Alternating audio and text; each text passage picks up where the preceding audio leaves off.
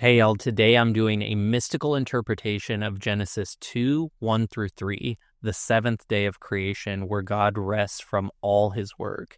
And at first glance, this just sounds like the end of the story. But spiritually, this is the whole point. Everything you've been learning in this series about consciousness, assumption, emotional structure, timing, and identity has been building towards this moment, the ability to live in the Sabbath state.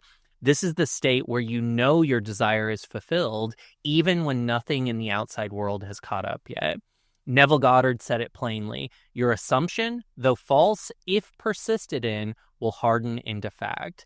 And that persistence doesn't mean hustle harder. It means resting in the conviction that it's already done.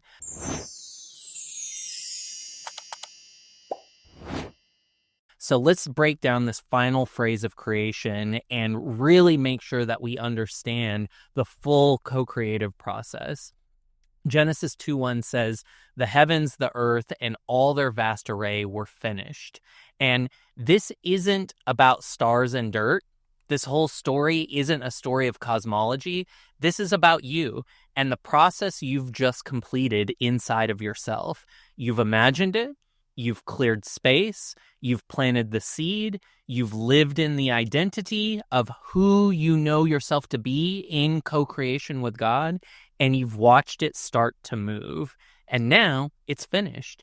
Even if you can't see it yet, even if no one else believes it, even if the evidence hasn't arrived, in this verse, you're being told once it's finished in consciousness, it's finished everywhere that matters. It's just a matter of time. And time is not your business. Rest is. Genesis 2:2 says, "On the seventh day, God finished his work which he had done, and he rested on the seventh day from all of his work which he had done." This verse repeats itself twice, and that's on purpose. Why? Because rest doesn't come naturally to the ego. It wants to tweak things and hustle and check the results and panic about timing. But the mystical Sabbath means this: you don't create by striving, you create by aligning. And you've probably had moments where you assumed something with full faith and then ruined it by doubting it the next morning. You know, I can remember early on, like envisioning the lotto ticket, being so certain that I was gonna win, and then by the next morning, like completely doubting myself and ruining the vision of that. Same thing has happened with business ideas. I got so excited about a business idea, I saw the end of it. I knew that it was the thing that I was here to birth into the world, and then I doubted myself. I didn't want to hit the publish button. I felt silly for saying it out loud. And so that's when we do that, we're digging up the seed to see if it sprouted.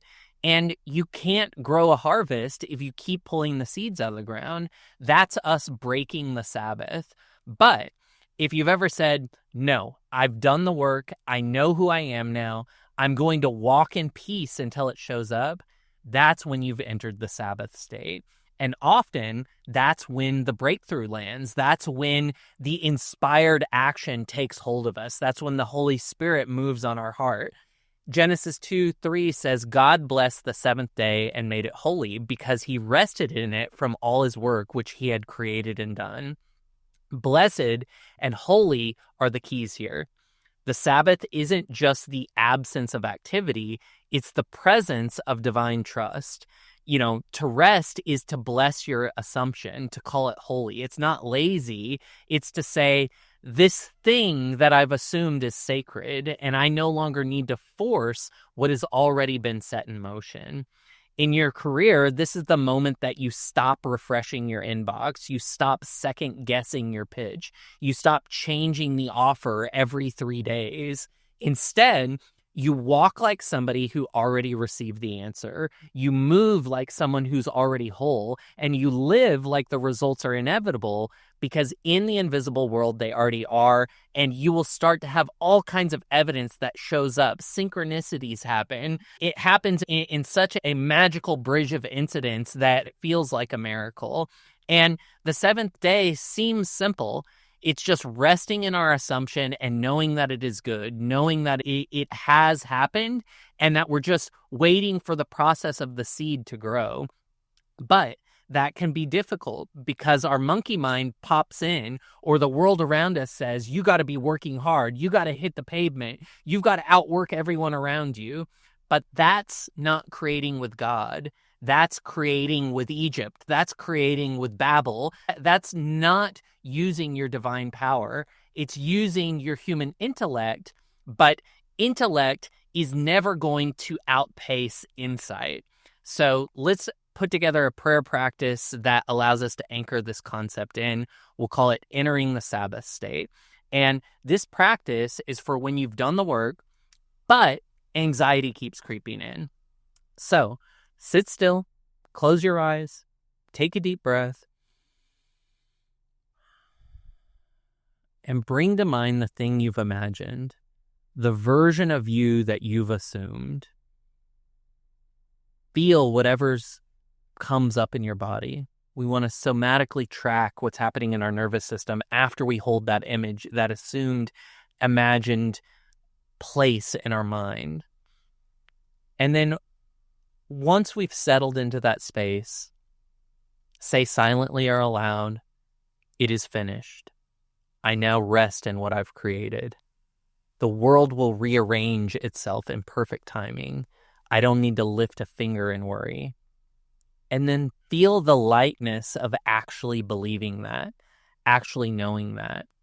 If you're still in a place where you can't believe it, ask God to put it on your heart. And this isn't just a feeling of excitement that you got stuff. There's really not an intensity of energy here because you're already living in a place where you have it. So think about the things that you have now. Are you agitated positively or negative by them? Or do you get supercharged by walking into the place that you live now? No, you've already assumed that's your home. And so there's a peace in being there. And you live like somebody who's already received because you have. And that's the Sabbath state. Living from the end, knowing it to be yours, knowing that God is fertilizing the seed and growing the harvest. And so you live there. And you let that harvest arrive in due season. So in our next video, we're going to begin a brand new story, moving into Genesis 2:4 and beyond. And this is where human experience begins. We're going to explore the Garden of Eden as a state of consciousness and talk about what it means to fall out of alignment with your I am and find your way back.